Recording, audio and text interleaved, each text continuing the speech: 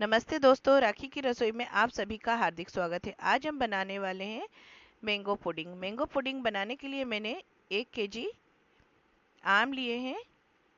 ये आम बादाम आम है।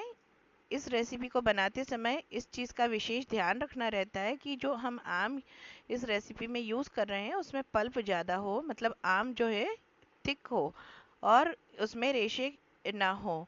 नहीं तो क्या रेसिपी थोड़ा सा बिगड़ जाती है। अब देखिए, इस तरह से मैंने इसमें आज डायमंड शेप में कट लगाया है, क्योंकि हम इसे जब डेकोरेट करेंगे तो उसके लिए हमें डायमंड पीस भी चाहिएंगे। तो कुछ पीस हम इसे डेकोरेशन के लिए निकाल के रख लेंगे, बाकी के आम को हम कट कर कर इसका एक पल्प बना लेंगे। अब देखिए, इस तरह से हमारे आम जो है कट कर तैयार हो गए हैं। अब पूरे आम हमारे कट कर तैयार हो गए हैं। अब इसे एक मिक्सी के जार में हम डालेंगे और इसकी प्यूरी बनाएंगे।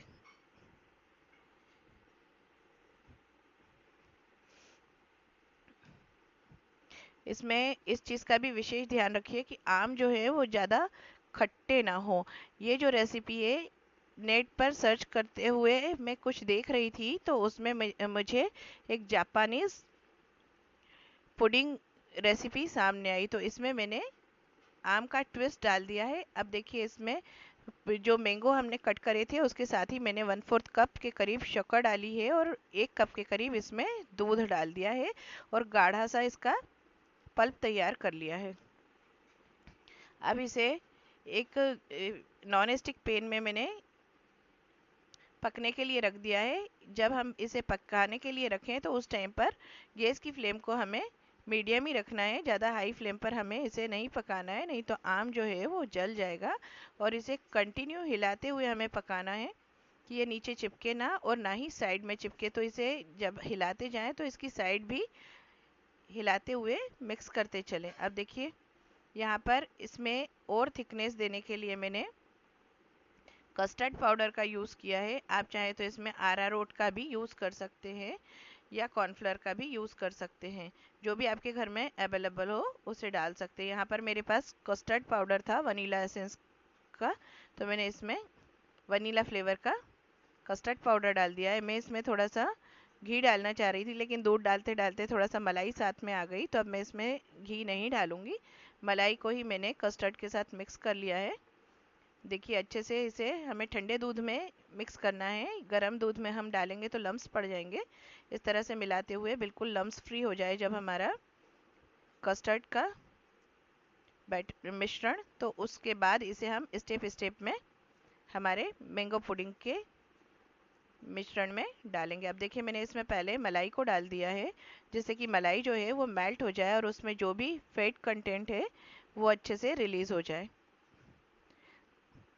बस इसे इस तरह से हम हिला लेंगे। इस टाइम पर हमने गैस की फ्लेम को अभी लो टू मीडियम रखा है, जिससे कि इसे हिलाते हुए दिक्कत ना हो और लम्स भी ना पड़े। क्योंकि हम जब कस्टर्ड पाउडर वगैरह डालते हैं ना, तो अगर हमारा हिलाने में प्रॉपरनेस ना हो और एकदम से साथ डाल दें तो लम्स पड़ जाते हैं। तो इस चीज़ का विशेष ध्यान रखें कि थोड़ा थोड़ा डालते हुए हमें इसे हिलाते जाना है।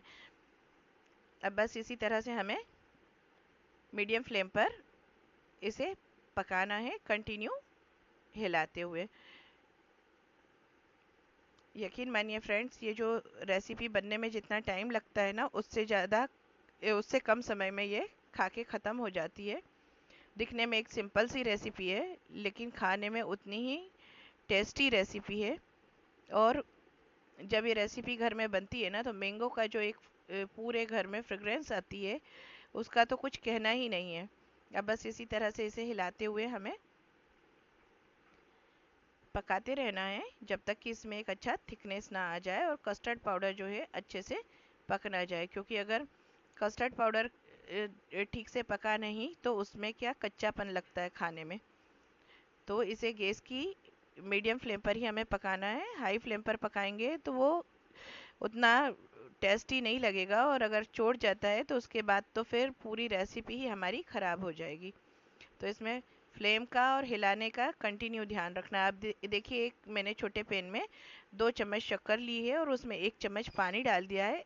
इसे हम कैरमलाइज होने तक पकाएंगे और इधर कंटिन्यू हमें हमारे मैंगो पुडिंग को भी पकाने के लिए हिलाते रहना है, और इधर कैरमलाइज होते हुए शक्कर को भी हमें थोड़ा सा हिलाते रहना है कि नीचे वह चोट चिपक ना पाए। बस इस तरह से दोनों को पकने देना है। अब देखिए हमारी शक्कर का जो कलर है वो डार्क होने लगा है, शक्कर कैरेमल फॉर्म में आने लगी है।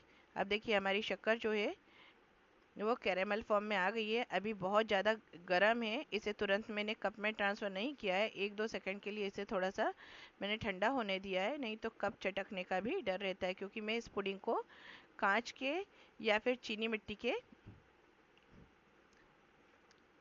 जो बाउल है उसी में डालूंगी। अब देखिए इधर हमारी जो मैंगो की पुडिंग है ये भी अच्छे से पकने लगी है, अच्छा तेज इसमें बॉईल आने लगा है, और काफ़ी इसमें गाढ़ापन भी आ गया है, हिलाने में ये पेन भी छोड़ रही है। ये देखिए अब बस इसे हम एक बार उठाकर देख लेंगे कि ये इस तरह से जब गिरने लगे गाढ़ी होकर, तो समझिए कि हमारी मैंगो पुडिंग का जो बेस है वो बनकर तैयार हो गया है।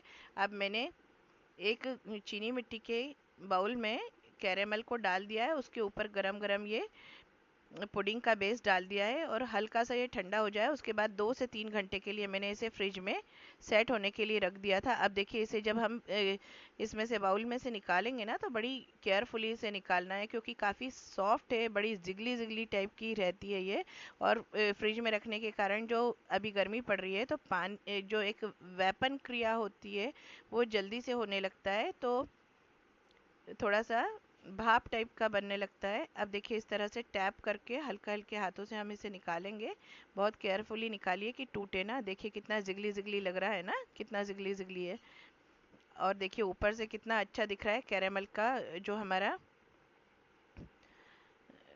रखा हुआ वो दिख रहा है। अब देखिए इसे मैंने आम के कुछ पीसों से डेकोरेट कर लिया है, इसे हम इस तरह से काटेंगे। देखिए कितना शानदार हमारा बनकर तैयार हुआ है। इस तरह से एक बार बनाइए, खाइए, एंजॉय कीजिए। मेरी चैनल को लाइक शेयर सब्सक्राइब कीजिए और बेल आइकन